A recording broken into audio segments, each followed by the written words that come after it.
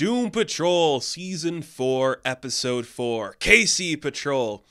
That's right, in the classic fashion of a comic book, we're taking a step back right now and focusing on another smaller story. This one's kind of fun.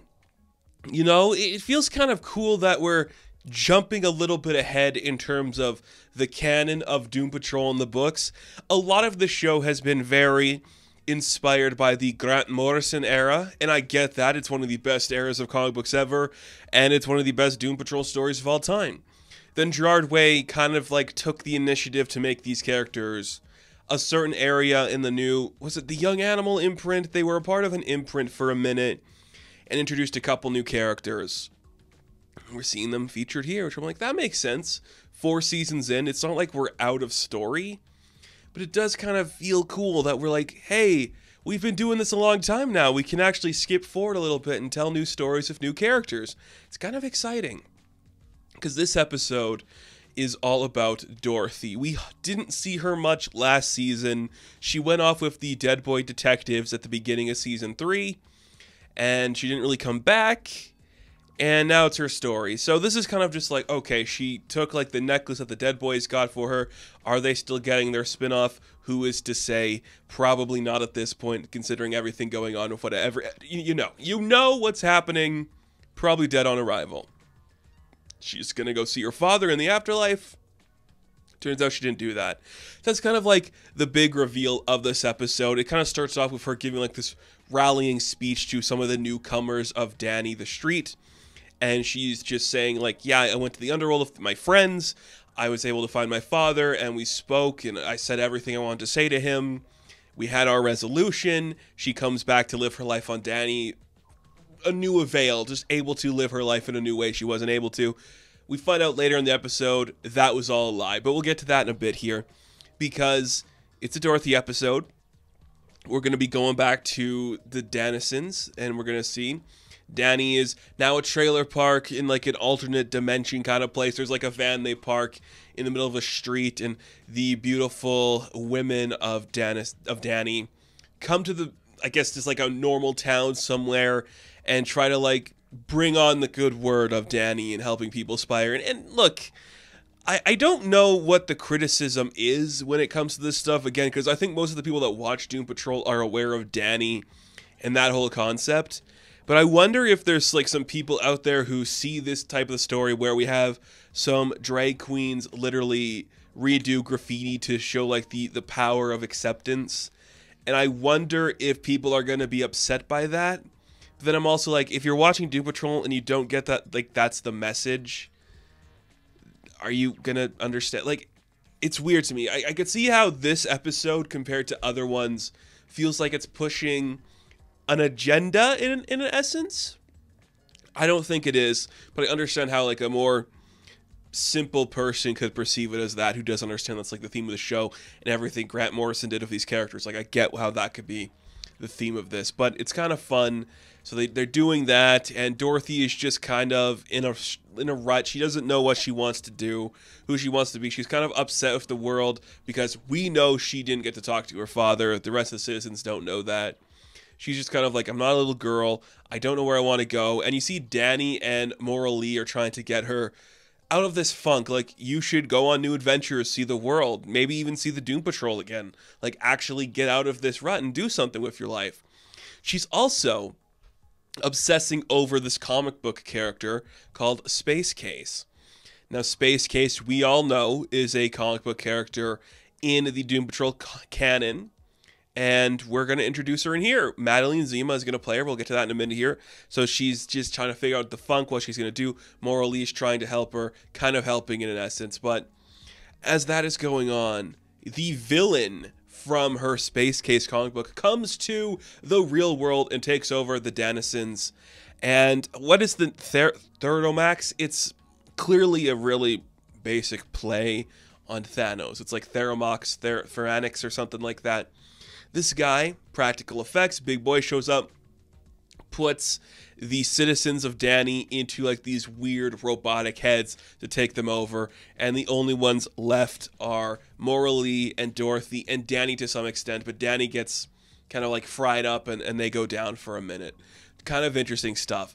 So you kind of feel like, okay, Dorothy hasn't really spoken with like Candlemaker and Spider and all of her friends.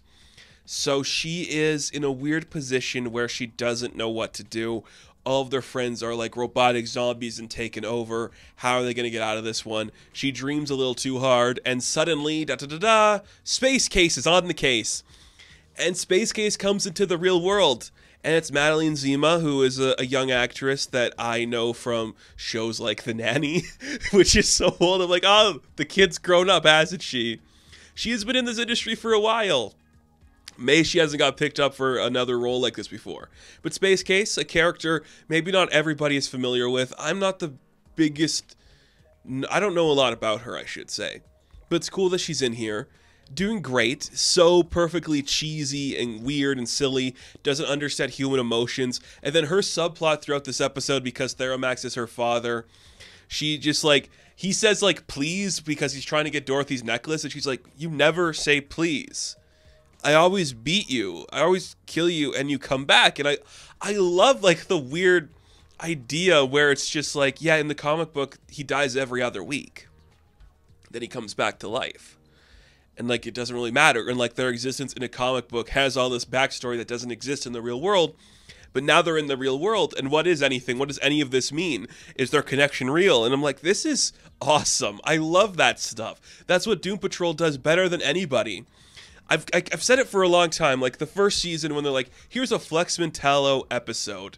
And it is a really good origin for Flex Mentallo just in the span of like 30 minutes. They're doing the same for Space Case, where she shows up, she's on the case, she gets it, she's like, wait, I feel hungry, wait, that's my dad, and he said please, like with actual emotion. Wait, what's happening? What?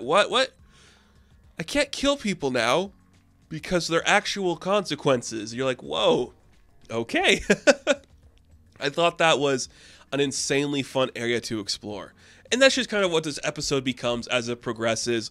We think we're going to have a big fight with her father. It doesn't really go to that. We see Dorothy reveals to everybody that she didn't get to talk to her own father because I don't think we're going to get Timothy Dalton back, which makes sense. I understand that completely.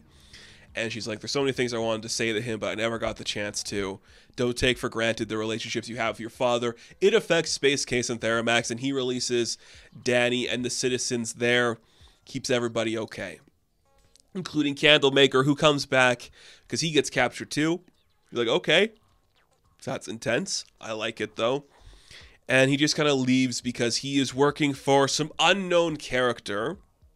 We're jumping a lot through this, but there's not much to it. When Madeline Zima shows up, she just kind of like takes control, has a breakdown, accepts her place. It's kind of the same. It echoes the relationship Dorothy has where she's mad at her father for the things he did, but she's still stuck in that same place and she needs to move on from her connection to her father. It all comes back full circle, baby. So we see that Theramax is working for somebody, giving them the necklace for Immortus, the same people from the Nostalgia Patrol episode. I forget the name of the doctor there, but she's working there too.